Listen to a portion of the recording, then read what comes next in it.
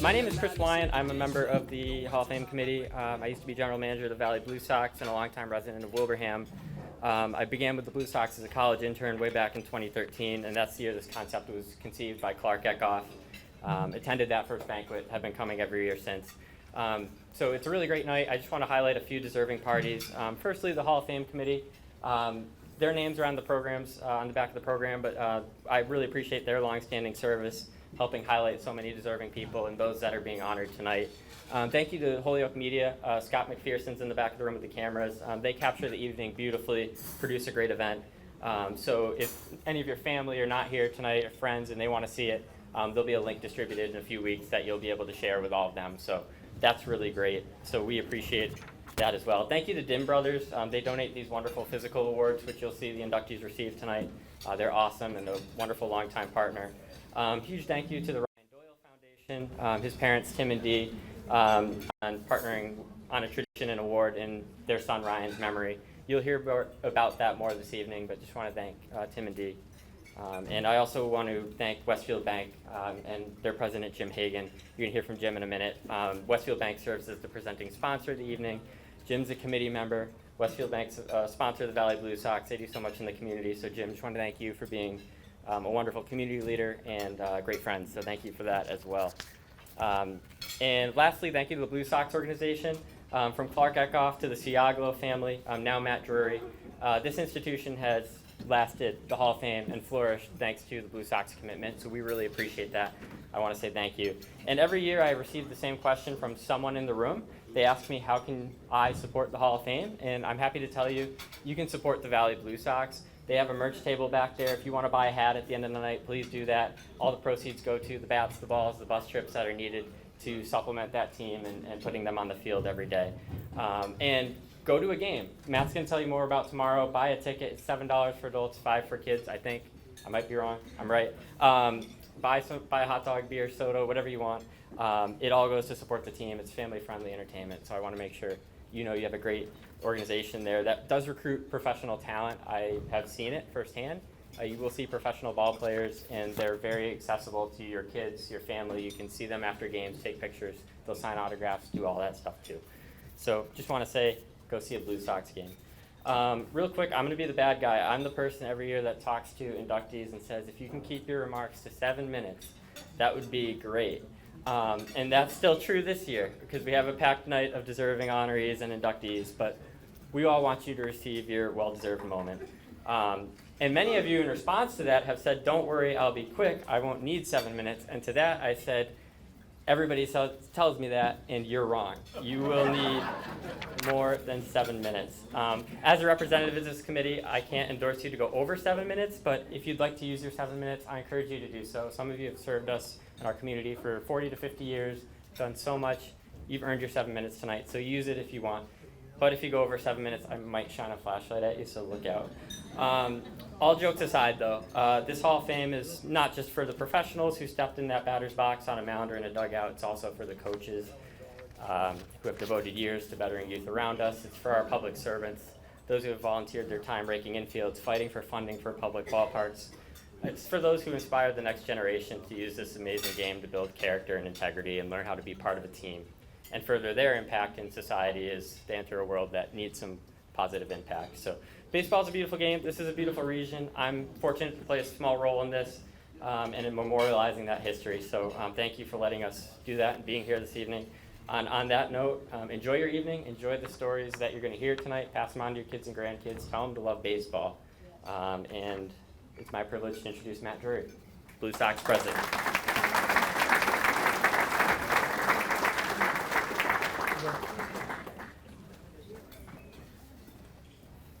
Oh, you're good. Take your time.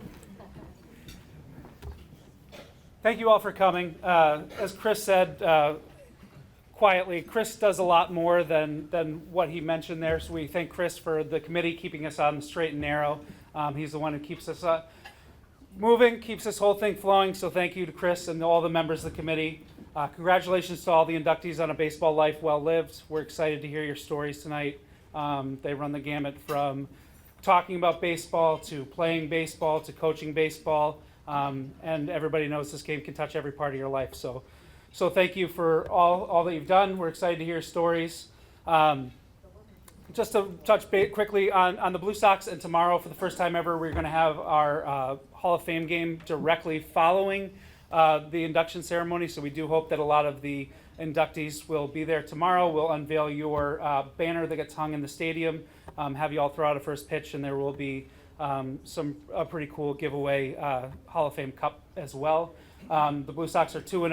Our head coach, new head coach, future Western Mass Baseball Hall of Famer Andy Morales is in the back. So we're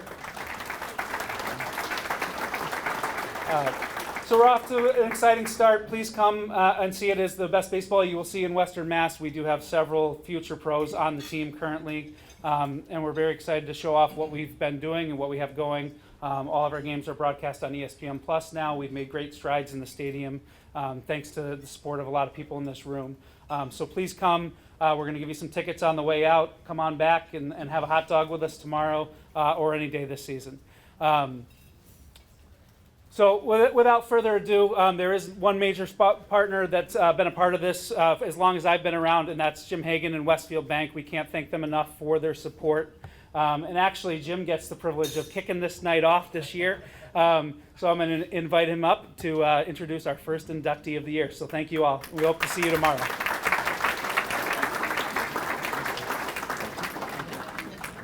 Well, thank you, Matt. Thank you, Chris, for the nice words. Good evening, everyone, and congratulations to all of the new Hall of Fame inductees. You've all made your lasting mark on Western Mass baseball and have earned this incredible honor. I've had the pleasure of serving on the Western Massachusetts Baseball Hall of Fame Committee since 2014, and it is my honor to be with you tonight to present the Gary Brown Excellence in Media Award to a legendary broadcaster in Western Massachusetts and also a very dear friend, Rich Tedderer.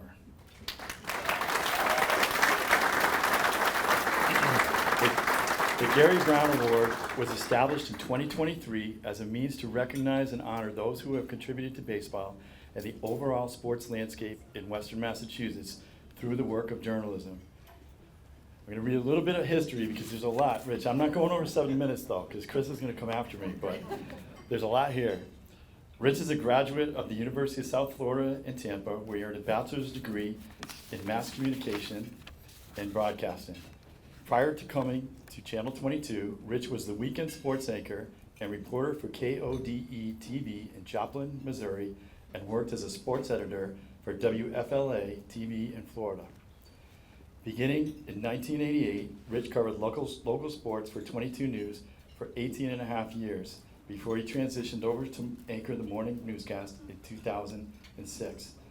Ironically, for another 18 and a half years, Rich has been a mainstay in our homes as we woken up to his voice each and every morning. During his career at 22 News, he was voted by the readers of the Springfield Advocate and the Valley Advocate as best sportscaster on numerous occasions.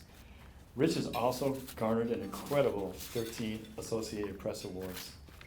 His impressive broadcast career highlights include the following.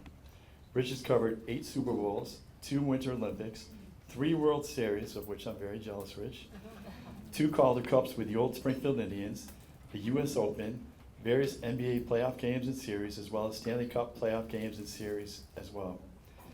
He has also been a part of decades of Basketball Hall of Fame enshrinement ceremonies and countless local high school and college sporting events. Additionally, he served as co-host of the Children's Miracle Network Telethon from 1989 to 2006, benefiting Bay State Children's Hospital.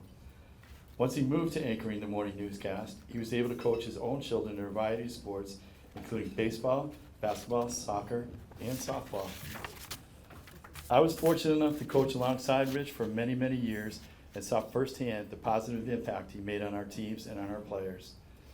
Rich has also been a longtime contributor to the Western Massachusetts Baseball Hall of Fame, regularly volunteering his time and talents to serve as MC at our annual banquet. He is even doing so tonight on the eve of his final broadcaster, epitomizing his devotion and contribution to the Western Mass community. Rich resides in Westfield with his wife Valerie, and they have 3 adult children, Ryan, Molly, and Rory. And Rich, as you retire from broadcasting tomorrow, tonight we celebrate a new chapter of your life as a Western Mass Baseball Hall of Famer. On behalf of the Western Massachusetts Baseball Hall of Fame It is my honor and my privilege to present the Gary Brown Excellence in Media Award to my friend, Rich Tellerman.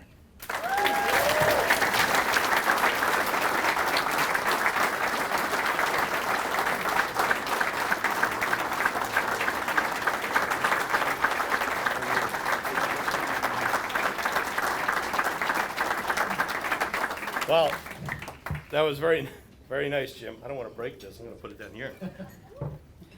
Wow, that was quite the introduction, Jim. Thanks very much. You read it word for word, by the way. I'm just joking. Joking. The Gary Brown Award, I had a chance to hand this off last year. At that moment, I never, ever thought that I would ever have a chance to win that award. It never even crossed my mind, because Gary Brown was something else. He was an icon in Western Massachusetts, had been a sports writer for over 50 years, and had loved the Red Sox. And what's great is that the Red Sox won a World Series when Gary was still with us. He got to actually cover those 3 World Series before he passed away and retired.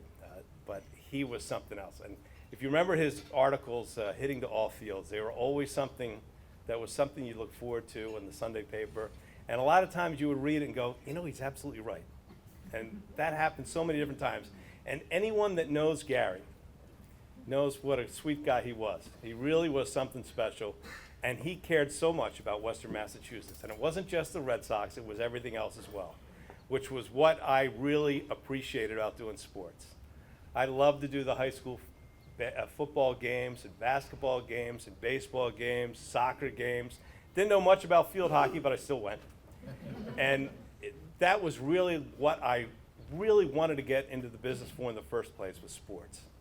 When I did sports, I felt like I was playing on TV, and that is not a joke. I had so much fun doing it. And it was great, like we used to do Tri-County games. Remember back when we used to cover Tri-County guys, right? So we would have fun writing the scripts, and we would say stuff like, Manny's down, but hey, what's the, now I forgot the tagline. We have to be good, we live here. Oh, there's my microphone. We have to be good, we live here. Remember that? And Wilbraham Funeral Home, we would say stuff like, but the funeral home's not dead yet. Or the funeral home got buried by Chickley Falls tonight. Stuff like that. It was so much fun doing just like little stupid things like that. But like I said, you might wonder, how's a guy in news winning an award for sports journalism? But I got into sports because of my love for it. And baseball was my true love, without a doubt. And I was there, and I'm just going to tell a couple quick stories, but just to be there when the Red Sox finally won the World Series, I completely understood. I grew up a Phillies fan, as many of you know, but I knew what it meant to Red Sox Nation to finally win the World Series after 86 years. I actually remember in 1967 and The Impossible Dream. I was 6 years old, but Tony Conigliaro was like the big star. And I read his book probably about 1971, 72, seeing it through. And so I became a Tony C fan. And when he came back to baseball in 75, remember he got hit in the eye, ruined his career, unfortunately, but he came back in 75. And so I was like, wow, Tony C is back. And so that 75 team, I would follow that, even in Philadelphia, the team of Freddie Lynn and Jim Rice and Carl Yastrzemski. And Tony Conigliaro actually hit a home run in the very first game in 75, just like he did when he was a 19-year-old back in 1965. Unfortunately, he couldn't continue on playing baseball, but that Red Sox team was able to overcome that, and of course went on to the World Series, but then lost to the Reds, despite Carlton Fisk's home run. So I remember that heartbreak in 75. And in 78 with Bucky Bleeping Dent, right?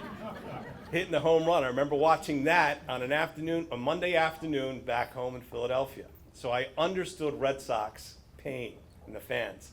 And of course, 1986, maybe the worst one of all, which was just horrible. And a funny story about that is that my wife and I went to a John Fogerty concert that night in Lakeland, Florida.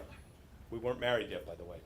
And she fell asleep in the front row while my friend and I, we had said, he was rooting for the Mets and I was rooting for the Red Sox. We decided to tape the game.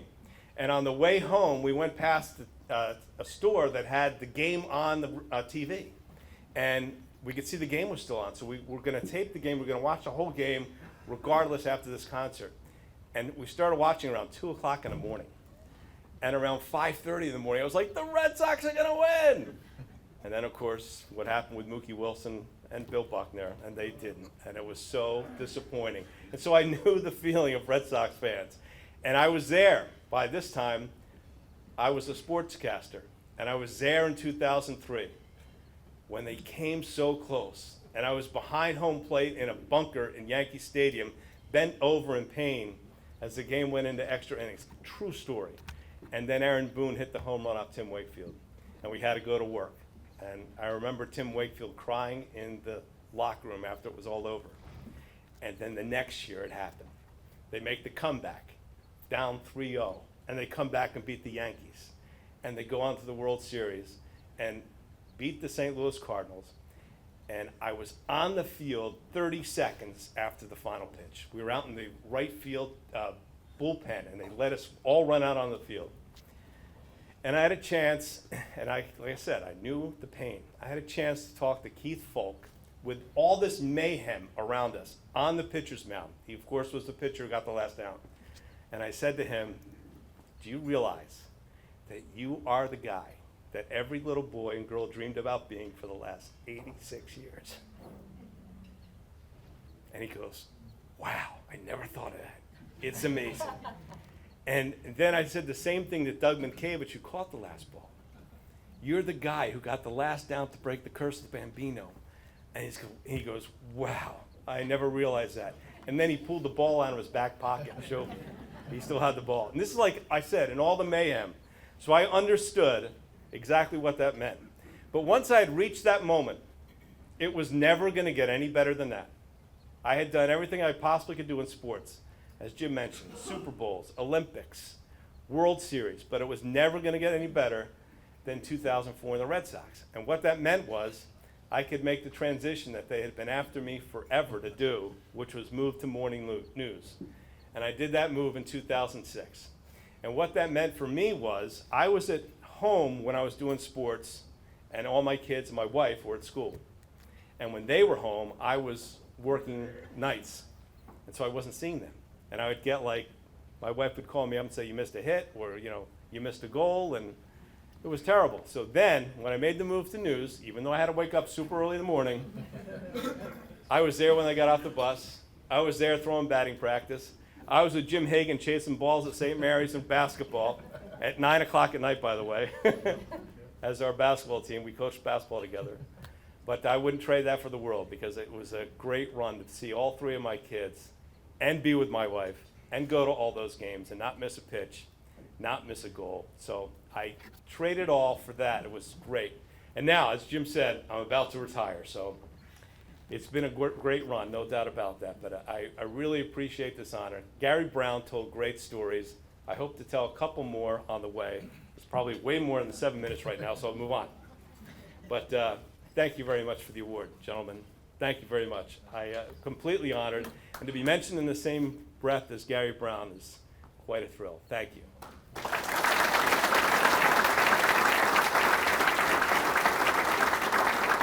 Now we're here for our first inductee. And, we have coaches spread out all over this room.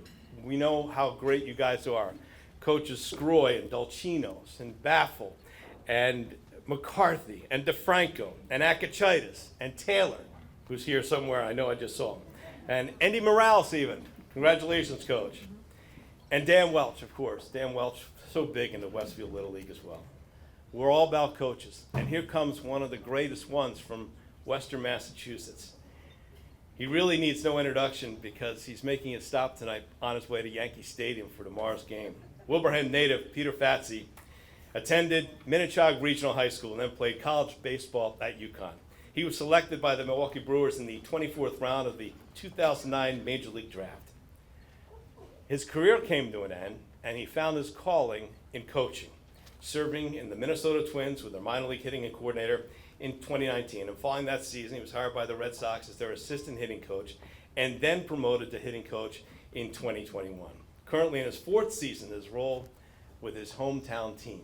He is the lead hitting instructor for the Red Sox. Now, I can attest to his great ability as a coach, because for one summer he taught my son how to hit, and I'm serious, really how to hit, at his AP Advanced Performance School. Really did. And Rory took all those notes that you had. He'd constantly go back into his phone. Rory hit 576 in his freshman season at Suffield Academy. Thanks to Peter Fatse. Ladies and gentlemen, a 2025 Hall of Fame inductee, Peter Fatse. Somebody Good. Thank you. Awesome. Everybody hear me okay? Well, it's hard to beat that. That was fantastic. My goodness. I guess congratulations to everybody. Obviously, this is, for me, be here with my family, my friends, and honestly, a lot of people that have had an impact in my career throughout the course of my life. I'm not here without, people in this room. And that never gets lost on me. I think that's something that I've been fortunate, and Rich kind of touched on it a little bit. The game for me is really about relationships and moments. When you kind of break everything down, whether it's, and I have to give a congratulations to the high school, West Springfield High School 2005 state championship team, wherever you guys are, congrats. You really took it to us in the championship game. I appreciate it. Congratulations. You guys deserved it. But it's relationships and moments, and I think about all the relationships I've made with people that have helped me get here, people that have kind of helped me stay here, to be honest with you, because what we do is not easy. I don't care where you coach. I don't care what level. It's not easy. It's self-service. You're in it for the people around you, in your dugout, in your community, and that's what I really respect the most. And I think for me, I never wanted to be a coach, to be honest with you. I thought I was going to play in the big leagues for 10 years, ride off into the sunset, buy a house, do something like that. And then I kind of quickly realized hitting 205 in the Midwest League is not going to cut it. So I really fell in love with it at an early age. But for me, really, I think about the relationships I've made and then the moments too, right? Like I've had the ability to travel all over the place. And we played in Mexico this year. I was in ALCS in my first year as an assistant in 2021 after the COVID year. And I think about all the stops in between, and really it's the people you share it with. And I think, for me being here, being in a position to share this with all of you, my family, my wife, my kids, I'm not here without you guys. You guys know that. My brothers who beat me up in wiffle ball games back home, I'm not here without you guys. All the former AP students that are here that I get to see all grown up. It makes me feel super old, but I'll be honest with you, it's kind of cool to see everybody in that next chapter. And I think the only thing I care about, and really it's why I'm here tonight, and honestly, when I was asked to come here, it really wasn't a hard answer. For me, it's about Western Mass baseball. And I think one thing that I've taken a lot of pride in throughout my entire career is showing what Western Mass baseball is about. And Western Mass baseball represents a lot of good people, a lot of good players, and giving back to that community is a really important piece for me. That's why I'm here tonight. And I really don't have much else to say except let's take 3 from the Yanks this weekend, but I really appreciate you guys for having me here. Thank you. Congratulations, Peter. Thank you. We'll hold you to that 3 games against the Yankees. Be nice to get back on the winning side, so to speak. How about that home run yesterday by Ceddan Rafaela? 308 feet. The only home run that could possibly hit that far was in Fenway Park. Of course, right around the pesky pole. That was actually one of the cool things as I get ready to retire. I've been looking at some old video that we have, and one of them reminded me about Keith Folk and Doug Minkiewicz, but also I had a chance to talk to Johnny Pesky the night the Red Sox won the World Series, which was quite a thrill. I mean, that was really neat to do, and he was so excited after waiting so long. By the way, there's one person in this room that deserves the Gary Brown Award someday, and he just stood up over there. It's Howard Herman from the Berkshire Eagle. Kind of funny that he is the Dean of Sports Writers in Western Massachusetts. His nickname is Hawk. Hawk works for the Eagle. He does a fantastic job. Howard, someday, that's you, without doubt. He deserves the Gary Brown Award. So, our next inductee. In 2020, the inaugural Ryan Doyle Courage Award was posthumously presented to Ryan Doyle, a standout athlete and compassionate young man who displayed unrelenting bravery in his battle against cancer. The Hall of Fame humbly presents the 2025 Ryan Doyle Courage Award to Dylan Parasol. Dylan and his mother, Seema, tragically passed away in June of last year. Dylan was an all-around athlete, including years of baseball in the Wilbraham system. We welcome Ryan Doyle's parents, Tim and Dee Doyle, to the stage for their remarks and the presentation of this award to Dylan's father, Mark.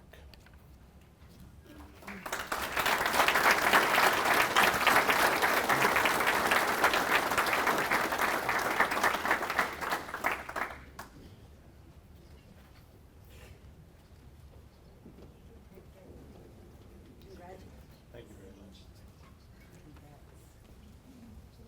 Thanks, Tim.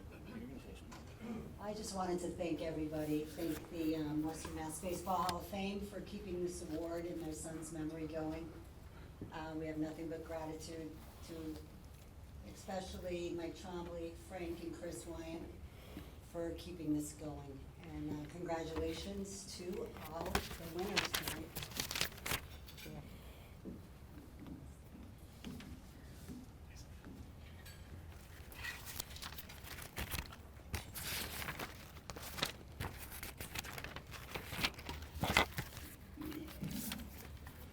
We'd like to thank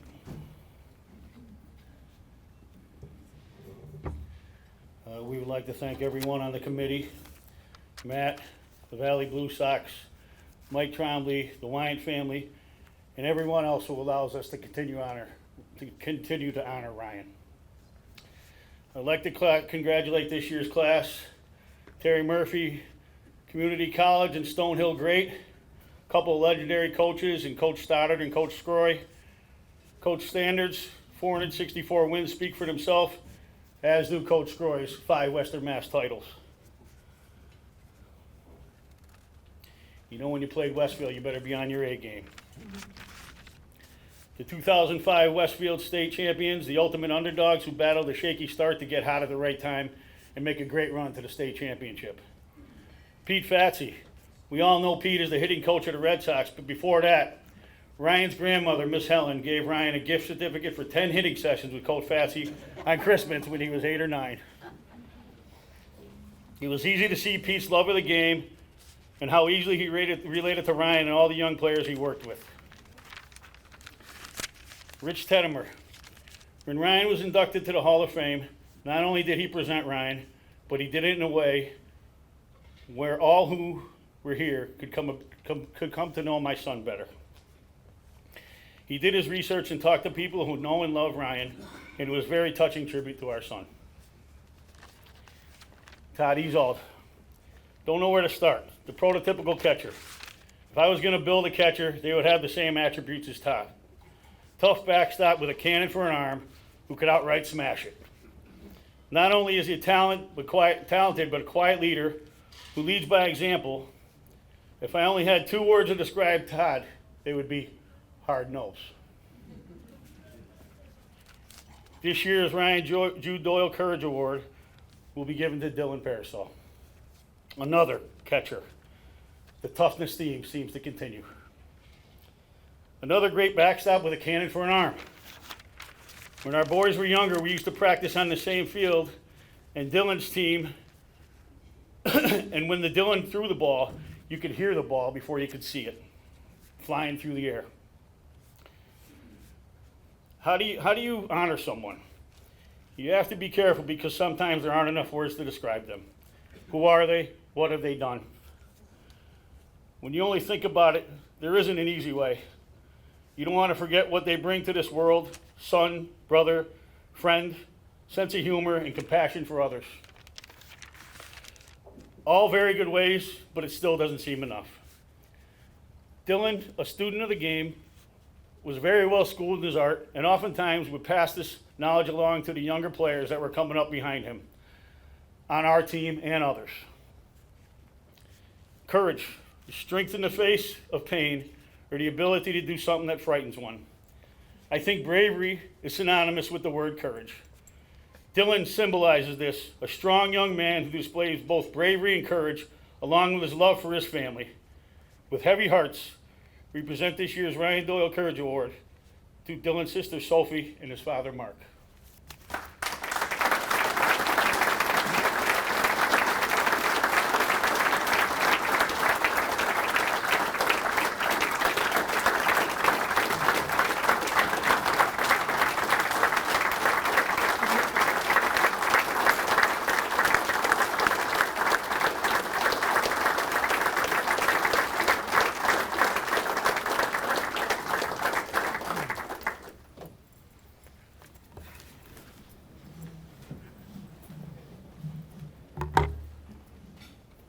Good evening, everyone.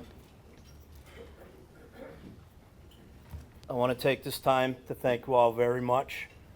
This is truly an honor for Dylan, for his sister Sophie, myself, and our families, as well as some of Dylan's dearest friends that are here with us tonight. Thank you, guys. I would like to first thank the Doyle family for considering Dylan and ultimately choosing him to be this year's honoree as the Ryan Doyle Courage Award recipient. It is with tremendous pride that we accept this on his behalf.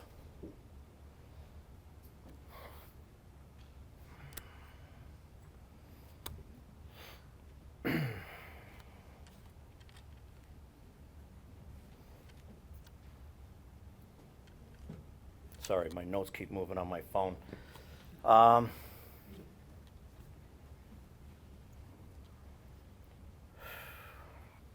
I would personally like to thank a few of Dylan's coaches that are in this room tonight, namely Andy Kroll, Mike Trombley, and Peter Fatse. You all made a deep impact on Dylan's life, not only as a baseball player, but as a friend and a mentor. Your unwavering confidence in him most surely meant the world to him. I would also like to take this time to recognize Dylan's grandparents, Harry and Liz Setian, who are here this evening with us. Dylan was especially proud and appreciative to have them both in his life. When it came to their grandson, they didn't miss anything. Whatever sport or event there was, they were always there. Rain, snow, wind, heat, or the very cold. They didn't miss anything. They were always a fixture. To them, it was never about the wins and losses, the 0 for 4s, the game-winning hit. It was about supporting their grandson. And we can't thank you enough for that. Baseball for Dylan was something that meant very much to him. He was a catcher by trade, and from a very young age wanted nothing to do with any other position. He relished his moments behind the plate. For him, it was the best place in the world to watch a game from. When he got older, I asked him why he never wanted to try another position and save himself from the foul tips, the foul balls off certain parts of your body, and the aches and pains that came along with wearing the tools of ignorance. He said, again, Dad, it's the best seat in the house to watch a game, and I'm part of everything. That makes me feel comfortable. As Dylan grew into adulthood, he and I shared a friendship that I will never be able to replace in my life. We talked very often about our beloved Red Sox and what they needed to do to solve whatever problems they were having at the time, like we were de facto general managers, as I'm sure many other people in this room have done. We were also, and still are, devoted college baseball fans. The month of June for us was the perfect amount of baseball to capture our hearts and minds and give us a copious amount of things to talk about during our daily and nightly conversations. My last moments with Dylan were spent last Father's Day. We had a great conversation about not just baseball, but about life and family, and about finding something to be passionate in again. Dylan was going through a bit of a difficult time in his life, but if you were around him, you never would have known it. That was Dylan. Whatever team Dylan was on, they were his family, and he saw to it that they remained his family. So in the spirit of this award, our family cannot express enough how important this is to us. Tim, I cannot thank you enough for bestowing this honor to my beautiful son. It means the world to us. I know he can carry the torch that your son Ryan lit and carry it with respect and dignity. Lastly, I'd like to take the time to thank my beautiful daughter Sophie for her undying support, love, and protection from our unspeakable tragedy. She's been an eternal light of hope and inspiration to all of us that have been affected by this. Sophie's quest is to find a positive from this and carry on the spirit of her mother and brother in a fashion that I know will make an impact on the world. Lastly, Dylan, this is for you. You're still my living proof, and I'll see you further on up the road. Thank you, my friend. Thank you very much.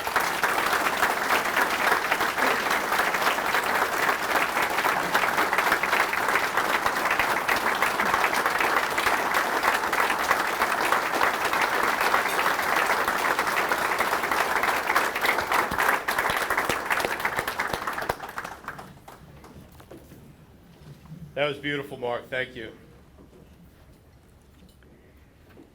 It's now time for our team induction into the Hall of Fame. The 2005 West Springfield High School Division I state champions. Led by head coach Paul Taylor, Westside entered the Western Mass tournament as the 9th seed after completing an 11-9 regular season. Then they beat, in order, Westfield, Cathedral, the number 1 seed, Taconic, and Minnechaug to win the Western Mass Championship. After defeating St. John's of Shrewsbury in one of the state semifinals, the team went on to upset the 24-1 Walpole High School team to win their first ever state championship in school history. Please welcome the 2005 state champs from West Springfield. The Terriers were Western Mass Baseball's Hall of Famers. Paul and team.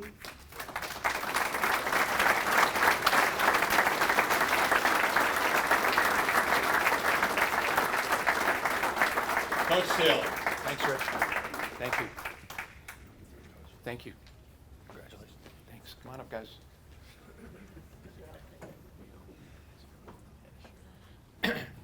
Thank you, Rich.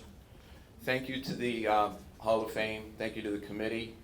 A special thanks for the Doyles and to Mark. What a moving speech. I mean, that's what it's all about. So thank you for sharing that with us in your courageous battle. We have two players who have passed far too early, and we know that pain as teammates and parents. And I'd like to mention Evan Stakowski and Brandon Tebow, who were huge parts of our team, and unfortunately they can't make it tonight. They've passed on far too soon. But thank you for those wonderful words. Thank you, Coach Fatse, for that very classy shout out. It really was quite a run. Probably as improbable as our run is the fact that after I retired from teaching, I went into acting, and these guys are shocked by that. But so what do actors talk about? They talk about films. And when Hoosiers comes up, even though it's not baseball, I say truthfully, I haven't seen it and I won't watch it. And, well, why not? Because I lived it. I lived it with these guys. We lived it together. Our families, my wife Elaine, my family, we lived all of that together. I mean, I called Dave Viamari so many times. Dave, we got some rain coming. Can I get some money for some all-weather baseballs? Remember, Pete, the yellow all-weather baseballs? Everybody in here who played knows those all-weather baseballs. The things that we did for each other. Russ Stakowski gets us a night practice at Zach, because as we're going into states, we had night games. We never played a night game up to that point. Russ gets us practice time at Zach. Long before I got these gentlemen, they played for John Shea at the youth level. And everybody in this room, especially the coaches, know how important it is to have good youth coaches, okay? John Shea was that. And our families did so many things, okay, to have us come together. And it was a great run. We started off 1-6. We got it together. I don't know how much you guys remember that, but the last game of the season, we could have actually won the league. We played Central at home. It was senior day. You know how senior day is, and the parents come and they got flowers, and we've got the Viamaris and the Stakowskis and the Dominics. They're running the concession stand, and we got beat. So we go into the tournament, we got beat. And we go to Westfield, and what a great baseball town. A lot of folks from Westfield here. Congratulations, Coach Scroy. Coach Yakum coming back for like the third time. He's been inducted so many times. Congrats. What a great baseball town. But I bring up Westfield because our first game was at Westfield at Bullens, and we show up off the bus, and there is a small army of Westfield parents working on the field. You've got hoses and rakes and you name it. And it was obvious that Westfield knew how to be in the tournament, and we really didn't. It was our second year in a row making it, but I knew the history of West Side baseball going back years and years, and we were able to win that game, and then we were able to win another game against the next round against the future major leaguer at Forest Park, and then it was the Conic and Minnechaug, and we were down 8-3 with 1 out in the 8th inning and nobody on base, and like the next 10 or 11 guys got on base, and then we went to the States, and before the state final, I got a hold of a reporter from the Boston Herald, because I had no scouting reports on Walpole. I had no idea what they had or anything. And he said, I can help you out a little bit, Coach. And he said, all right, well, their starter is going to William and Mary. Their setup guy is going to Yale. And their closer's on his way to Tulane. And I said, okay, well, my starter has pitched about 24 innings in the last week. I don't have a setup guy, and my closer is my catcher.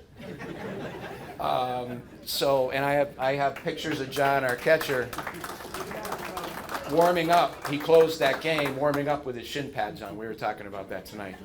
But what I'm most proud of, and I agree with the folks who said, you know, it's all about relationships.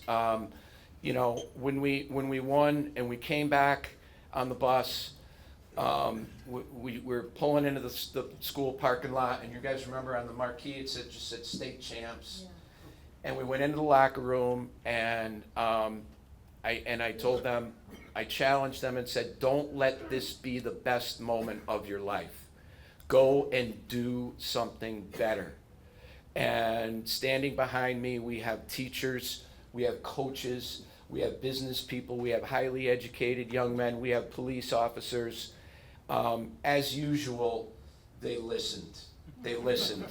And as proud as I am of them for the state championship, I'm even more proud of the fact that they are all fine young men, they're fathers, they have good jobs, they're good people, and I'm very proud of them for that.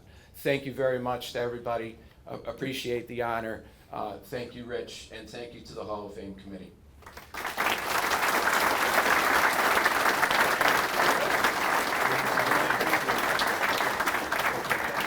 Thanks, guys. Congratulations, gentlemen. Job well done way back when, 2005. 20 years later, congratulations. You know, when you're a coach, as I mentioned before with all the coaches, you remember these funny things about when you did things. For me, when I'm cutting the grass, I think back on different games throughout my coaching career, and there were some really crazy different things. My daughter Molly played softball in Westfield, and she was on, it was funny because she was on a progression of teams that went from Dunkin' Donuts to Renaissance Manor, which is a nursing home, to First and Adams Funeral Home. And I'm like, oh my gosh, that's a bad take right there. But that Renaissance Manor team is when she was 12 years old. And we went to the first practice, and it was rough. I mean, it was like no one could catch, no one could hit, no one could do anything. They were all like dancing and singing, but having the greatest time, but no one could field any balls. And I remember getting in the car and telling Molly, I said, Molly, just have a good time this year. Don't worry about winning or losing. Just go out and have a good time. Well, turns out that team made it to the league championship game. And in that league championship game, they were playing against a team that hadn't been beaten all year. And these girls, they were so loud in the dugout that the coaches, we had to get out of the dugout and stand outside because the girls were just chattering constantly. Not about softball, mind you, just about anything else. And what was funny was, near the end of the game, we were still pretty close. I think we might even have the lead. And we could see that the pitcher was rattled. So I went and I told the girls, I said, I want you to make as much noise as you can. I want to hear as loud as you, because before I've been telling them always to keep quiet. make as much loud noise as you possibly can. And the wall of sound that came out of that dugout won the game for us. And they actually won the championship, that little team from Renaissance Manor. So I think back on games like that, which was so much fun. And I know, it's like I said, with coaches, players, you think back on those funny things when you're not playing anymore, and it's always great memories. Our next inductee tonight has built an astounding resume, manning the helm at Taconic High School for 32 years. The recently retired Kevin Stannard won over 400 games during his illustrious coaching career, solidifying his place in Western Mass history with a Division I state championship in 2017, the same year that he was named Western Massachusetts Coach of the Year. He would add a Division III state finals appearance in 2018, followed by a Division III state championship victories in 2019 and 2021. Please join me in welcoming Kevin Stannard, the Western Massachusetts Baseball Hall of Famer.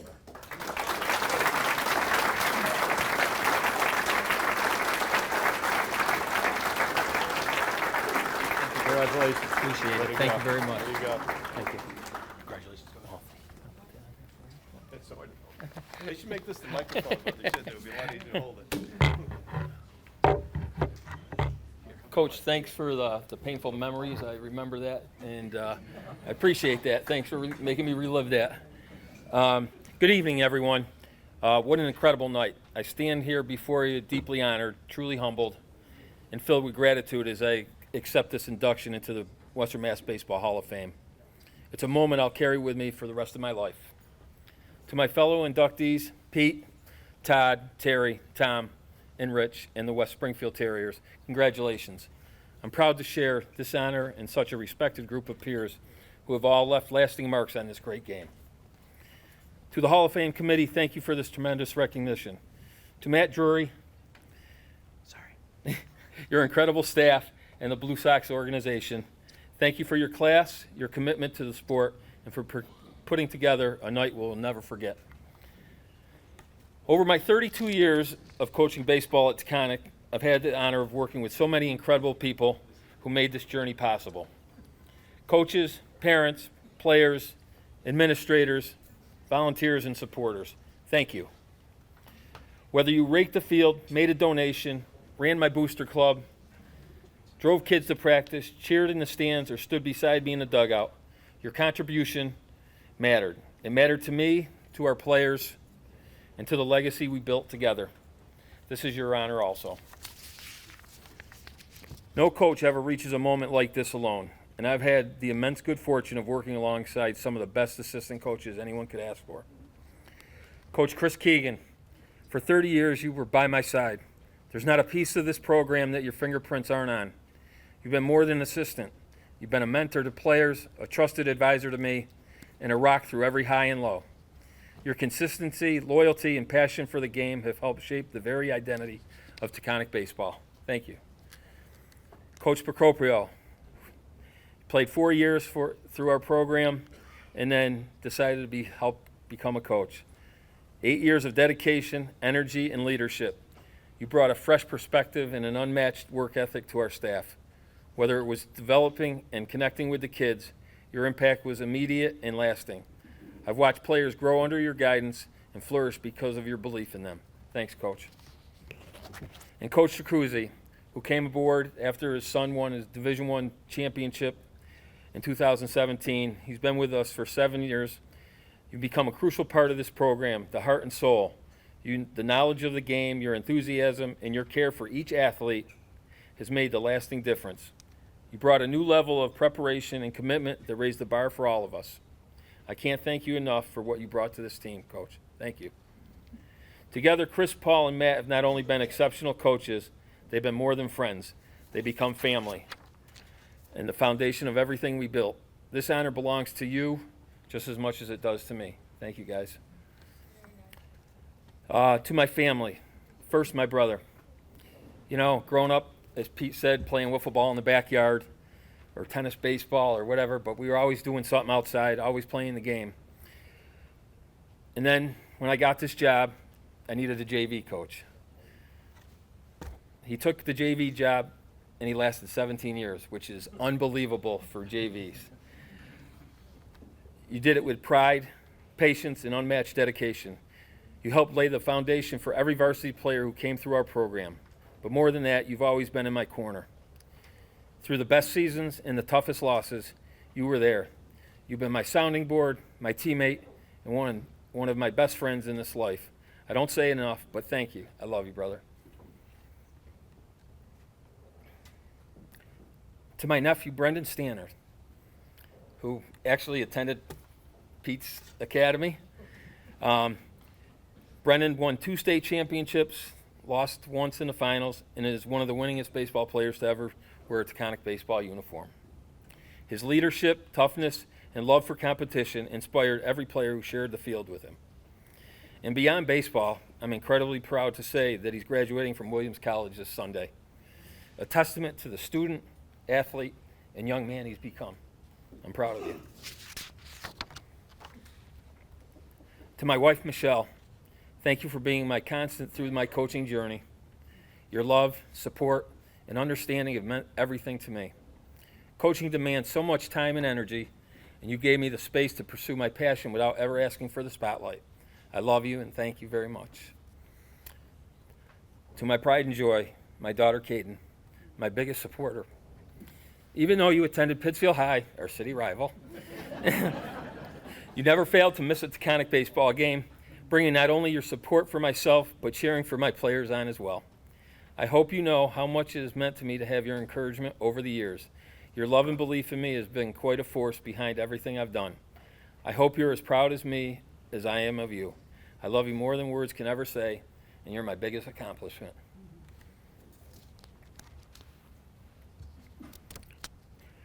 To my mom and dad, who are no longer here. They were the most important people in my life. They taught me how to work hard, how to treat people with respect, and how to carry myself with humility and pride. They were my biggest fans, always there in the stands, always supporting, always believing. I miss them every day, and I know they're watching tonight with pride. This moment belongs to them just as much as it does me. There are 3 other people I would like to thank as well. My youngest nephew, Ryan, who couldn't be here tonight, as he is on the Pittsfield High baseball team, which is preparing for the Elite 8, and also it's their prom tonight. My sister-in-law, Kelly, and her aunt, Sister Kay, have supported myself and the team throughout my career. Thank you very much, Kelly and Kay. I appreciate it, and I appreciate you being here tonight. I'd be remiss if I didn't thank the umpires, men and women who show up day after day and do one of the toughest jobs in sports. Thank you for your commitment to the game and the respect you've always shown. And finally, to the sports writers who told the story of Taconic baseball with care and passion. Howard Herman and your staff at the Eagle, Stephen Dravis from iBerkshires, and the staff at Mass Live, thank you. Your words gave our players the recognition they deserve and helped preserve the legacy we built together. And Howard, my assistant coaches have some great pictures of us, probably about 100 of them. So, at the end of the day, this honor isn't just about baseball. It's about relationships, community, and the lifelong bonds forged between coaches, players, families, and fans. It was about the pride of putting on the Taconic uniform and representing something bigger than yourself. Thank you all from the bottom of my heart for being part of this incredible ride. Thank you.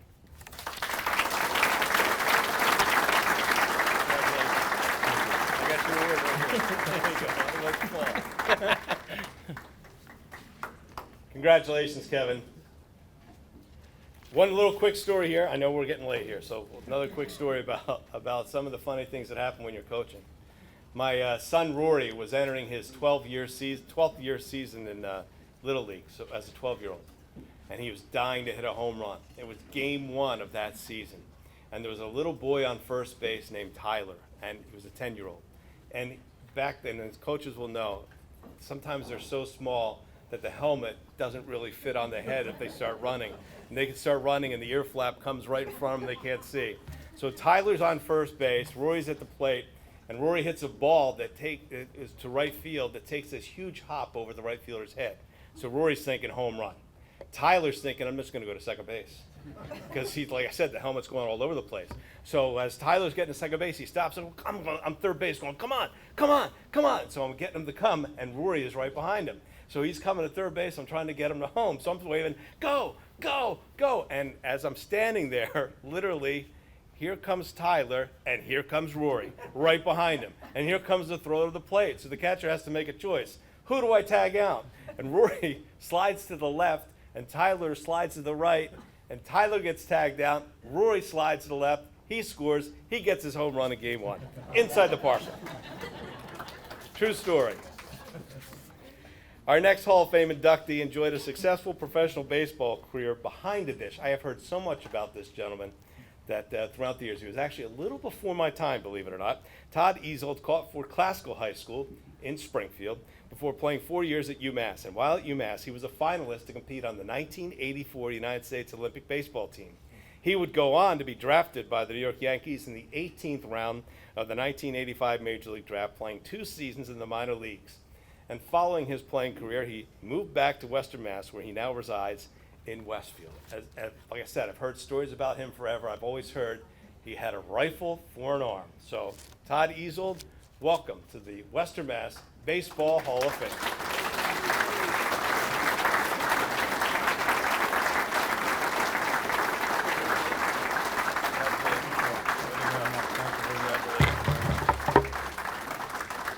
Thank you. Thank you very much. Honored to be here beyond words. I got lots of people to thank tonight. Before I do that, I do want to thank the Blue Sox and the Hall of Fame committee. You guys have a tough job. I can't imagine how you do it every year. There's been so many people that come through Western Mass, great baseball players. I can't imagine trying to whittle it down to a short list and then selecting a few people to come up here. I'm tremendously honored. This game, in my opinion, is by far the best game. I mean, what is it about the game? Is it because it doesn't have a shot clock? I don't know. There's just so many things about it, but the thing to me that gets it is the stories that are told about this game.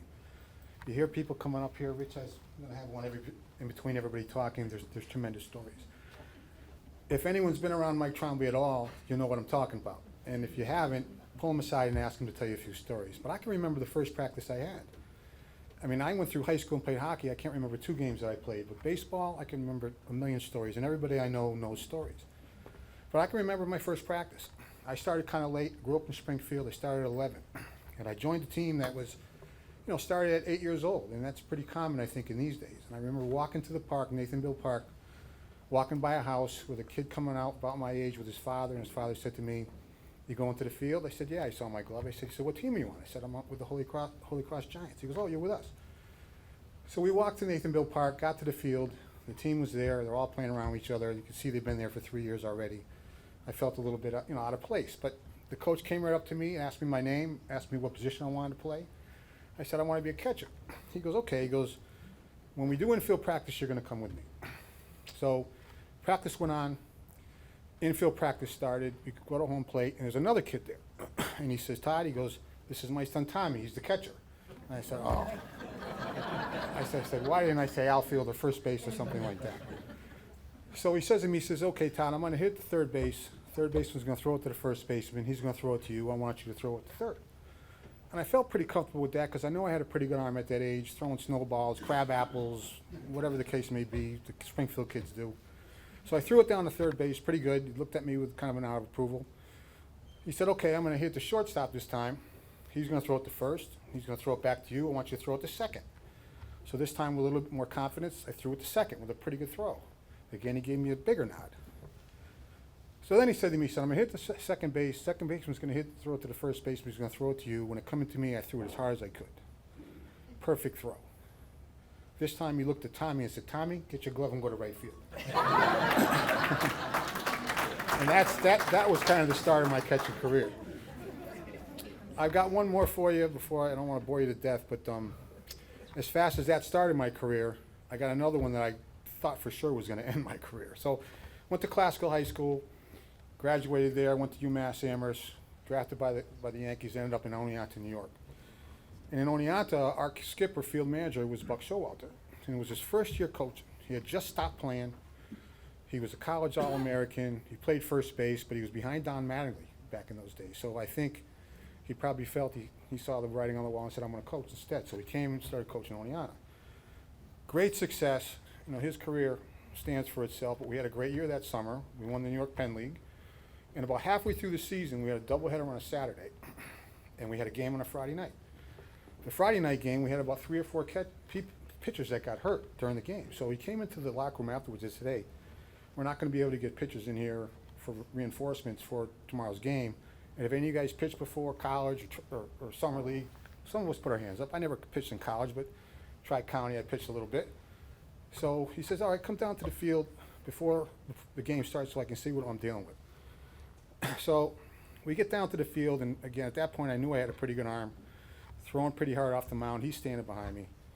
And he says, hey, he goes, do you mind if I go in the box down there and take a look at the pitches from the box? I said, sure. So I threw about 4 or 5 in a row right down the middle. The next one, I hit him right in the head. No helmet. He dropped the bat, face first on the plate, did not move an inch until the ambulance took him off the field. So I thought for sure I ended his career, but I knew I ended my career. So 5 days in the hospital, he comes back, calls me in his office. He said, hey, he took all the blame. He said, it wasn't your fault. I shouldn't have been in there. You know, it just make me feel great. The guy was a great manager. 2 nights later, I'm on the bench, not playing. He goes, hey, go warm up. And he goes, take those shin pads off because you're not going in to catch. So he put me in as a pitcher. So I never pitched. Now, we're pro ball now. And it wasn't a game that was out of hand. I get in there, first guy I pitched, I think I struck out on 4 or 5 pitches. I walked the next 3 guys on about 16 pitches. Bases loaded, 1 out. Next pitch I threw, I just saw the flash. I put my hand up, hit my glove, caught it, double leg off first, walked out of there, never pitched again. So it was a good story. I got lots of people to thank tonight. I'm going to start with my dad. He's the guy that bought me that first glove. He's the guy that signed me up for the Holy Cross team. He's the guy that coached me many, many years through tons of batting practice. He's got the welts to prove it. I mean, back then in the 70s and 80s, there were no L screens. So if you're throwing batting practice, you're out there. It wasn't bad for 8 or 10 years old, but 14 or 15 or 16, it gets a little dangerous. So Dad, thank you for all that. I want to thank my 2 cousins here that are here tonight that are already inductees. We've been competing against each other and with each other all our lives. I thank you guys for that competitive spirit. I want to thank my kids. My 2 daughters are here. My son is in Tampa. He's not here. All 3 of them played college sports, softball and baseball. So my wife and I had about a 10-year span where we were watching college softball and baseball, going to Florida, all the trips and things like that. I got tons to thank you guys for, but thank you for letting me kind of finish out my career vicariously through you guys. It was a blast. And to my wife for 38 years. She's seen all the stories, all the good stories, all the bad stories, and she's just been level. And I thank you for so much of the support, Deb. I love you very much. And lastly, to all of you, thank you. The Blue Sox, the committee, they do all the heavy lifting, but without you guys, this doesn't exist. So I want to thank all of you tonight, and I want to thank you and enjoy the rest of your evening.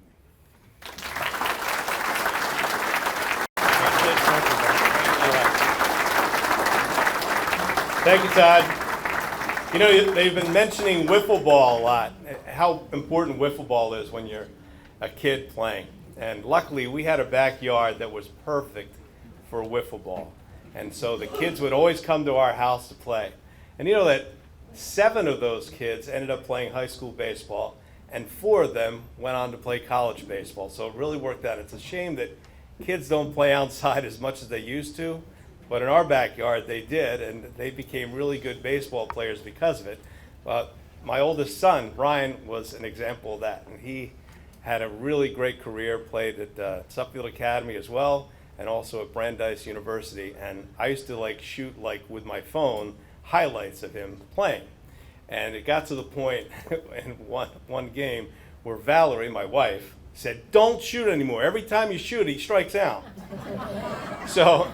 So I'm like, I don't want to miss the play, you know? It's like, so I sneakily was taping this one particular play behind home plate. And I remember standing there, rolling my phone, and I was like, man, they are playing shallow in right field. And suddenly he hits one over the right fielder's head. And this happened against NYU in the shadow of the cyclone at Coney Island at MCU Park, which is an artificial turf. And that ball went past that right fielder all the way to the wall. and he came around the score and inside the park home run, all because I was shooting that video that day. That was a great highlight. The inside the park home run is the most exciting play in baseball. It doesn't happen enough, unfortunately, but think about how great baseball is. Alexander Cartwright in 1845 laid out the diamond 90 feet away. And even to this day, if you hit a ground ball to shortstop and he makes the play, he gets you out by the step. If he bobbles for a second, you're safe. If a ball's hitting the gap and the relay is to third base, it's a bang-bang play from the right fielder to the shortstop to third base. If you hit a ball to center field and you're trying to score from second base, it's a bang-bang play when it goes to home plate. And it's been that way since 1845. What a great game. I know we're all here because we love baseball, but it is, as Babe Ruth once said, the greatest game in the world, baseball. And it is without a doubt. And next we have another great inductee to our Hall of Fame. He is a longtime contributor to driving safety in Westfield. He taught my kids, Ryan, Molly, and Rory, how to drive. Maybe even taught my wife a few things about driving along the way. Tom Scroy was a longtime driving instructor, but he also began his coaching career with Westfield High School back in 1983, a role which he served to until 2003. And while at Westfield, he won over 300 games, and his teams posted an astounding 729 winning percentage. His teams never endured a losing season. Scroy won 5 Western Mass championships during his career, and he was elected to the Massachusetts Baseball Coaches Association Hall of Fame in 1996. In honor of his illustrious career, please join me in welcoming Tom Scroy to the Western Mass Baseball Hall of Fame.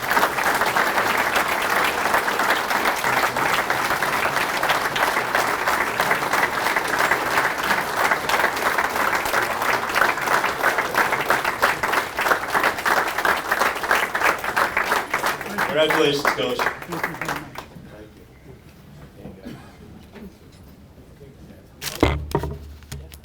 Yeah. Jesus Christ. They didn't even give me a chance. Well, we need a fixture here. I prepared a little speech for tonight. And as I'm listening to all the inductees, I would also like to thank the committee for selecting me. And it's an honor to be a member and to join all the members that are already in this Hall of Fame.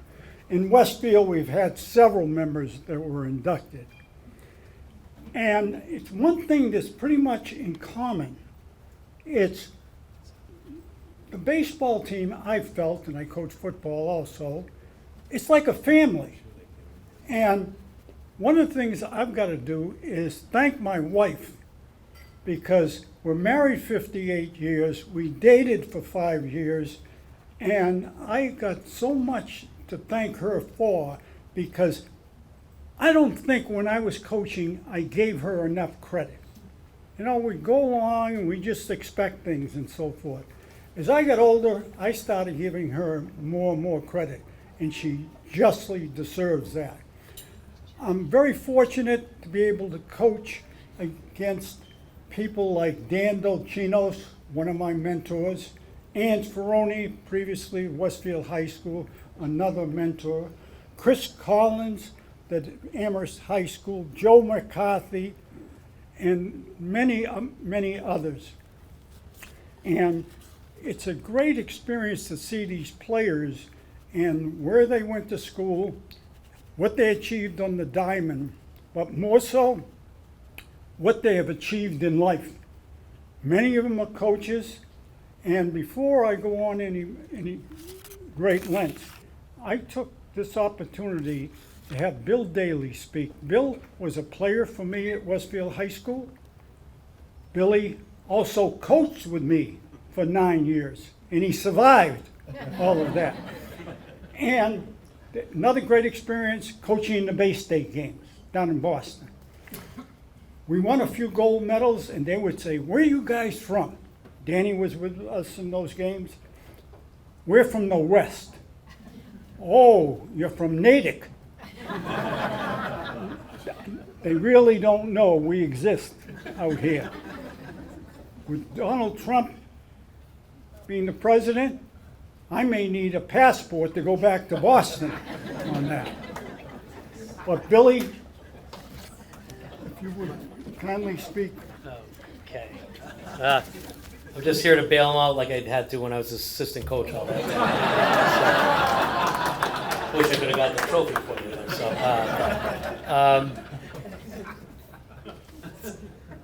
So real quick, Rich, thank you. I was lucky enough to be involved when your kids were growing up and helping out at practices and doing different things. I'm just really glad you mentioned Akachitis. He's happy because we don't have to listen to him anymore.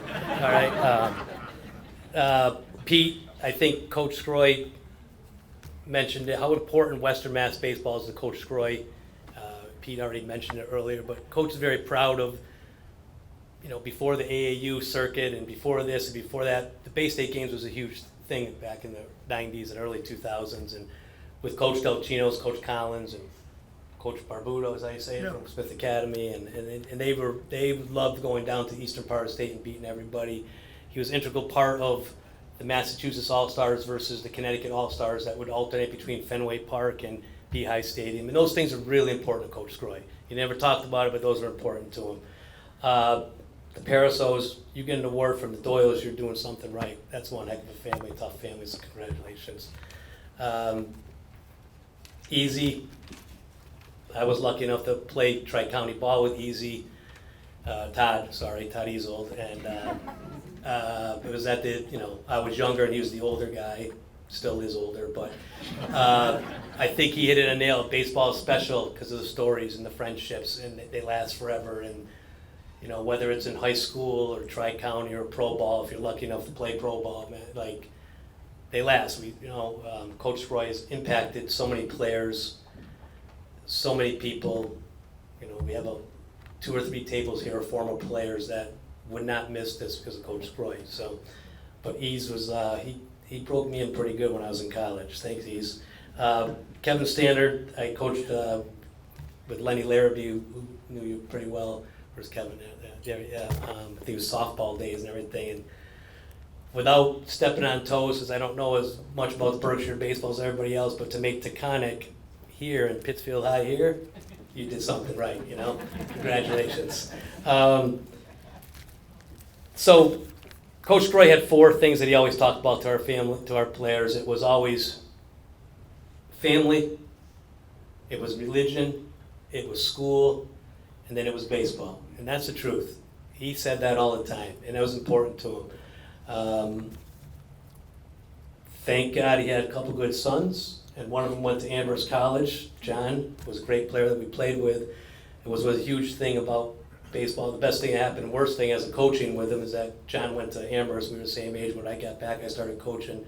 John decided to make money, and I got to coach. And this guy would. The thing about Coach Scroy is although we come from a great program, Westfield, we all know Westfield has good baseball, and that's not a secret. And maybe we're a little cocky or a little confident. You can call it what you want, but this guy never stopped learning. And I think what great coaches do is they learn. And he never stopped trying to come back to a fault. He would come back from Amherst College with a new drill every year. Man, we got to work on this, and we got to do this, and we got to do that. And it would drive me crazy. But you know what? I don't know if anybody, it really reminded me, hit home last night. Did anybody watch the College World Series, the Girls College World Series by chance? They got the best pitcher in the country, Texas Tech, and second and third and late in the game, and they are intentionally walking a girl to load the bases. And on a 3-0 pitch, she threw it right down the middle, and a girl from Texas hit a 2-run single to win the game. Okay? And I don't know how that happens. And he would be in the bullpen or doing drills, and I would come back and be like, why do we do this first and third situation, or bunt defenses, or we worked on pitch outs religiously. And he always said, if we don't work on it and it comes up, it's my fault. And if we work on it, if we don't execute it, it's your fault. I said, yeah, I know, right? So, but he was adamant about that. He was very good about finding new drills and pushing the kids, and we were big on repetitions. Our practices as players, we hated them. We were not big fans of the rapid fire infield every day, and we had to go bunt, and we had to do this, and the first and thirds, and the same kids that didn't get to play sometimes would run the bases forever, you know? And I'd be like, give him a chance. No, you know? And, but he attention to detail was important to him, and it made a difference. Now, Westfield baseball's always been good. Coach Jakob won the state championship, and Coach Ferroni was great. But what Coach Scroy did was take Westfield baseball and made it, in our opinion, the gold standard. It's nothing personal against anybody else. Coach Taylor and those guys in 2005 were not fun to watch, but it's enjoyable. We cheer for Western Mass teams to win, you know, we do. Coach, with his proudest moment, he said, proudest achievement is, I made the tournament every year that I coached. And I said, yeah, no kidding, like Ray Charles probably would, right, you know? But it wasn't about that. We played, you know, we played at this level. He expected us to play at this level. And he didn't care who you were or what you did. If you performed, you played. And if you didn't, you didn't. And which prepared us for life. And some of the guys here, we got coaches, Coach Kalini at AIC, and we got Matty Belanger coaching Tech Academy, and they can go on and on and on. And the things that he did most importantly were not impact us on the field, it was future. He impacted us as adults. He made us a family, and that was continued. I still believe it is continued. And I think it started with him. I mean, he's in contact with all of us all the time. If you can remember the number. You could tell him about that third base drill. I don't. So he wants me to tell this real quick. I apologize, but here's one of his drills that he came back from Coach Thurston. He called it the triangle drill. Matty, I apologize about this. Matt Belanger, who's played for us third base and went to UMass, played shortstop at UMass. Coach Scroy came back from Amherst College to deal with bunt defenses, and he said, men on first and second, right? Third base holds for charge hard. It's not rocket scientist, right? Like we all do it. And he came back with, if the ball is in the triangle, and he drew a triangle from home plate to third base line, right, to a certain area. If this ball is in there, the third baseman's got to come. And I'm like, yeah, common sense, yeah. No, if it's in the triangle, Billy. And so I was lucky enough, about 5 years into coaching, he would go down the bullpen with all the pitchers, and I would run all the infield drills and outfield drills and everything. So he went down the bullpen, and I just turned around and said, guys, listen, Matty, if the ball's bunted hard, you got to charge. Like, otherwise you hold the bag. Like, you got to be a player. Gotcha, coach, no problem. 25 minutes later, he's done with his bullpen session. He comes back in. How's it going with that triangle? Great, coach. We're all done. We're moved on. We're on something else. I want to see it. This God strike me dead. This is the worst thing I ever saw on a baseball field. Point made. So I roll the ball out, and I stupidly put it like dead man, like right in no man's land. You know, should he come? Should he not come? The catcher, and no one really came hard, and he blew a gasket. Spit coming in, as guys that play for me, he liked to spit a lot when he was talking to me. Like spit would be coming out of. All right. Well, you tell the story. I gotta tell the story. So, all right, you wanted it. So I was like, oh God. So the next time we get up there and we do it, and I'm like, I probably said something to Belanger, like, just go get the ball, you know. And Matt's, I'm not gonna ask him to stand, but Matt's 6'3", 225, 230. I mean, he's a big guy. And the catcher was a junior who was really a hard-working kid. He's a good catcher, but he's just a really dirt dog. Anyway, they roll out, they come at it, catcher's going, Matt is going like a bat out of hell. You can see it, smash, head to head, right into each other. Matt's on the ground, the catcher's on the ground. Catcher gets up, it's a little sore right here in the poor kid's face. I'm not kidding, it was concave, it was shattered, right? Matt, right? It's funny we can talk about it now, 25 years, 30 years later, right, Matt? No, PTSD.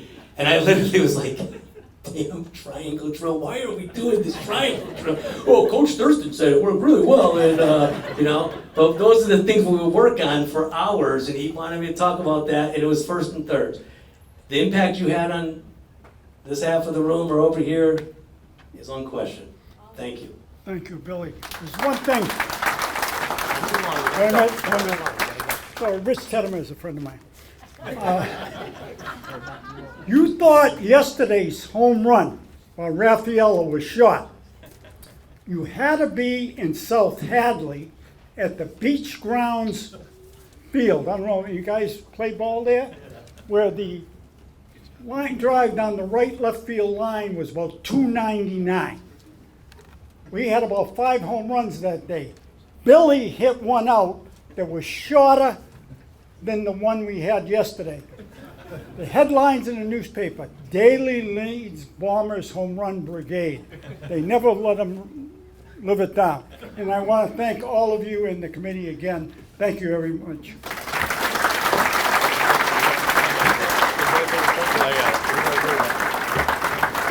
Coach, your trophy's in the triangle shape right here. It's in 3 different pieces. Go, Billy. Good job. Coach Daly, Coach Scroy. They are very special. We'll get that fixed though, Coach. Don't worry about it. So, no problem. Quick, I know it's getting late, but a quick funny story about Yogi Berra and being in TV. I got a chance to interview so many different cool people. Jim Bunning was my childhood idol, and I actually went to the Hall of Fame when Jim Bunning got inducted in 1996. And he told this funny story about Yogi Berra, which was just great. He was pitching for the Tigers at the time, Bunning, and he was facing the Yankees. And Bob Turley, a pitcher, was actually coaching first base. And he figured out the signs that Bunning was using to throw his pitches. So every time he would throw a slider, Turley would whistle. And Bunning was like a really big competitor, and he did not like that at all. And he figured it out. So he walked over to Turley and said, "Hey, you whistle one more time, I'm going to hit the next batter in the back." And Turley just ignored him and whistled. And Bunning, the next batter, was Mickey Mantle. And he hit Mantle right in the back. And so he picked up the ball and went back and told Turley, "Do it again, I'm going to hit the next guy too." And so Roger Maris steps to the plate. Turley whistles again. Bunning hits him in the back. So now you got first and second, and Yogi Berra steps to the plate. And just as Bunning's about to throw the ball, Berra steps out and goes, "Hey, Jim, he might be whistling, but I ain't listening." Which is a great Yogi Berra story. And that, like I said, it was a great opportunity to be able to be there for that. Tonight's final inductee is a longtime staple in the Paper City. Terry Murphy not only has served his local community in political roles as a longtime city councilor and former mayor of Holyoke, but also has dedicated his time and energy to the game of baseball. Murphy is a graduate of Holyoke High School, and he played baseball for Holyoke Community College and Stonehill College before coaching baseball for a combined 16 years at Holyoke Catholic and Dean Tech, as well as 30 years coaching basketball at Holyoke Catholic. In honor of his long-standing commitment to our region, join me in welcoming Terry Murphy to the Western Mass Baseball Hall of Fame, and accepting on his behalf is Mike Monroe.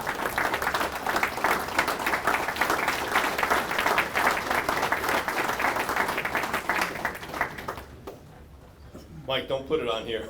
I'll hold it for you. It's Mark. Oh, I'm sorry. They wrote Mike. I apologize.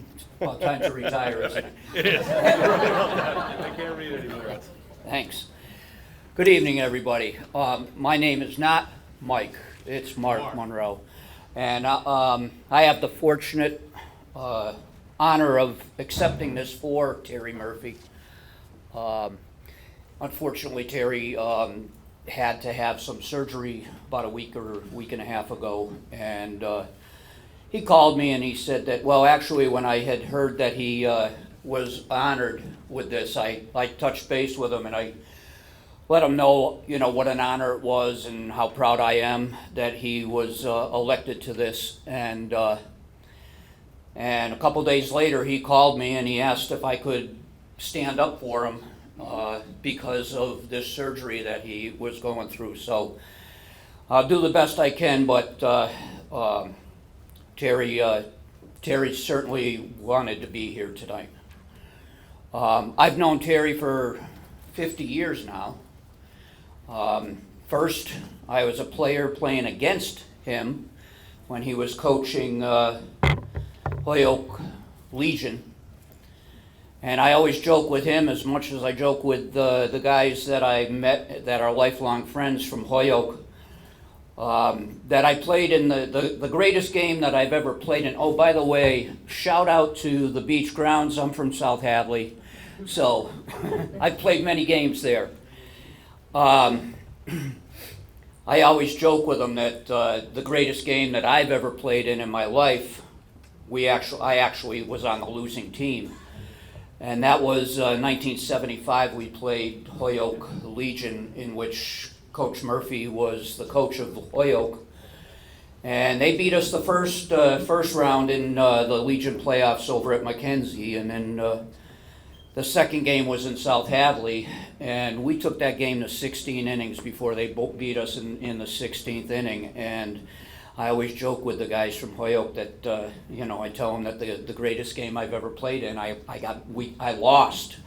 And but the following year we got it back, because we actually did win the state title in American Legion the next year for South Hadley. And the following year, I got the honor of playing for him. I played for him in 77 and 78 over at Holyoke Community.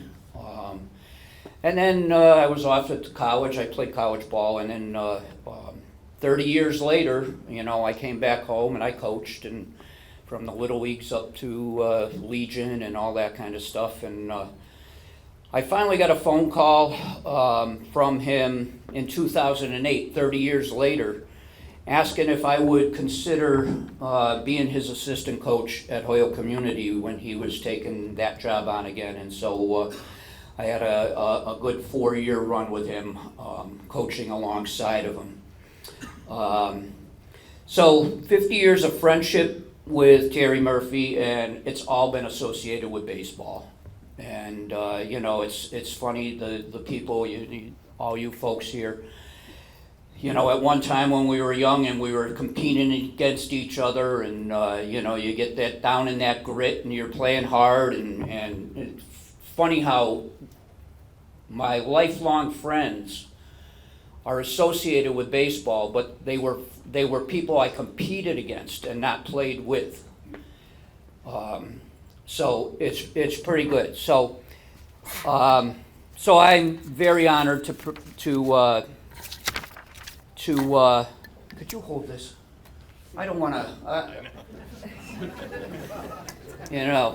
E5, I was a third baseman. I didn't want E5, man. I don't like those. So Terry actually prepared some words that I got to put these on too. So this is from Terry. First, I would like to thank you for this honor of being inducted into the Western Mass Baseball Hall of Fame. It lets me know that my years working to promote baseball in the area have been appreciated. Two people were key to my continued activities with baseball for the close to 70 years. My father, John Murphy, whose love of the game was passed on to me in many ways. He was a quality baseball player himself, based on old newspaper articles and former teammates who knew him. He also dedicated much of his time after work coaching me in the fundamentals of the game, pitching batting practice to me at the age of 67 while I played tri-county baseball. He also taught me the fundamentals of being a good coach in all aspects: teamwork, sportsmanship, giving your best effort, and playing each game until the end. The second person I thank today is my wife, Jean Tillman, who married me just prior to my last year in my first 10-year coaching at Holyoke Community College. 40 years later, she was still supporting me, being involved in many baseball activities, including coaching at Dean Tech High School from 2002 to 2008, and back at HCC from 2009 to 2013. She also supported my efforts to give more kids a chance to play the game as I started the John Murphy Youth Baseball League, which ran from 2013 to 2022. That was in Holyoke. Her support helped me pursue these opportunities to the best of my ability. I would also like to thank two more people who kept and expanded my baseball resume. First, I would recognize Floyd Narcissus, a former teammate at HCC, who encouraged me to come play Tri-County with the Springfield Falcons. That led me to an experience competing with the best competition in the area, including several previous inductees into this hall. I would also like to thank Chuck Athas, who was key factor in my leaving Tri-County to coach Holyoke Post 351 American Legion team in 1975. The first season, we came 6 inches from walking off with the regional title. That's because they beat us 2 games in a row. That coaching experience helped lead me to the coaching job at HCC in 1977. I must also thank 3 athletic directors for hiring me to coach: Rich Golis at HCC, Barbara Martino at Dean Tech, and Tom Stewart, who recruited me to come back to coach at HCC. I am also grateful for the coaches from each team who helped me coach to the best of my ability. While I was a decent player in my time, I am certain my receiving this award is much more about coaching and working to give more youngsters a chance to learn to play and enjoy the game. I have always tried to make the games fun while still being as competitive as possible. I wanted my athletes, young and older, to demonstrate the highest levels of sportsmanship, teamwork, effort, and respect. 2 of my Dean Tech teams earned the sportsmanship awards from the Umpires Association, and for that I am very proud. The first team only won 1 game, and the second made the Western Mass tournament. I want to thank all who have played for me over the years and given your best both on the field and off. I have many fond memories of each of those seasons. One of my greatest satisfactions is running into someone I have coached years ago, and they greet me with a hi coach and tell me they are doing well in life, and that I was a positive influence on them. I also want to thank my presenter, Mark Monroe, a ball player whom I've coached against in American Legion, coached at HCC, and worked as one of my assistant coaches at HCC. Thank you all again for this award, and congratulate all of the other honorees as well. Thank you very much.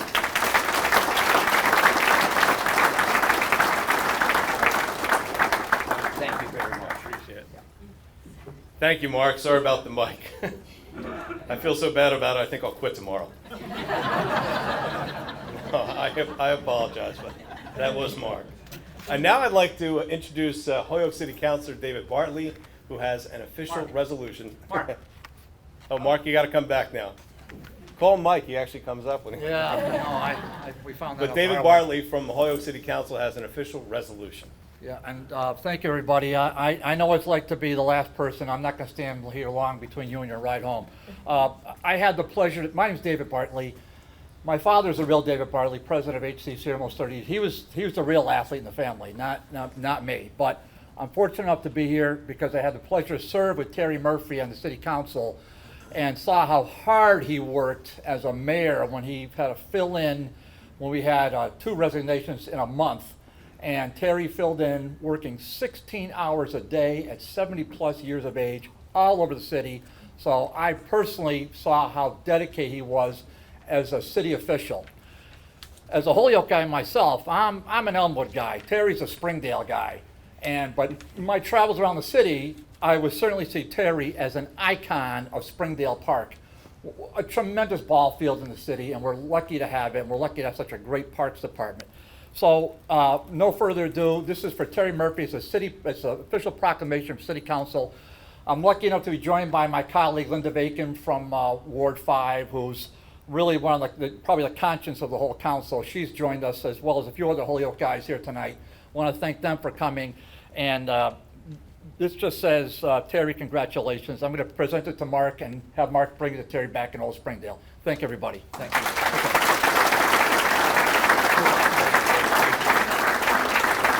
Thank you, David, and congratulations, Terry. As we get close to wrapping it up here, I know we're all getting ready, and I have to wake up at 2:25, by the way, one last time. I just want to bring up one name that always brings a smile to my face. And Jim Hagan knows about him because he starred in a commercial with him. And Dan Genovese actually played against it. I'm talking about Jim Bouton, the former Yankee pitcher who wrote the iconic book Ball 4 in 1970. As his career was winding down, he wrote a book that is regarded as one of the 100 best books of the 20th century. And it was all about behind the scenes of baseball that had never been done before. But Jim Bouton was a character. He also came up, when he was sitting in the bullpen one day, came up with a Big League Chew. And so the bubble gum the kids chew comes from Jim Bouton, which looked like tobacco but really was bubble gum. But he wrote Ball 4, and he ended that book with one of the greatest lines. And I don't want to mess it up, so I want to read it straight out. But this is how he ended Ball 4. He said, "You spend a good piece of your life gripping a baseball,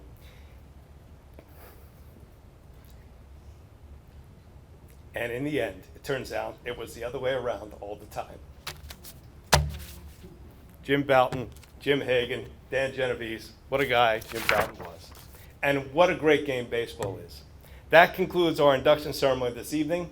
We hope to see you at Mackenzie Stadium tomorrow night when the Valley Blue Sox will play the Hall of Fame night, and they're actually having tickets handed out as you leave in the lobby. How about that? So the Blue Sox play tomorrow night. We'll continue our celebration of the class of 2025 to the Western Mass Baseball Hall of Fame. We additionally hope to see you next year at the 2026 Hall of Fame ceremony. Have a great night, and thanks for being here, and thanks for watching. Thank you. Let's hit the dance floor. Don't work too hard, my break a backbone. Return of the Mac, the king is back though. Corvette and cash, I never lack those. She saw the stone, you know how that go. Fatality, my diamonds that cold. Versace trunks, I hit my backstroke. Knock on the door, she at the back, bro. All I really take is a little taste. Island girl, blue eyes with a little bass. Here for the thrill, I don't need a chaser. Wanna vibe at the getaway. Shimmy, shimmy, yeah, I got the semi-4 weight. Don't step out the line like this a probate. You hit the line and try to locate. This for the time, got time for no day. One, too many, I'm going. Too crazy and I got bad ones and they ready. A good time, so now it's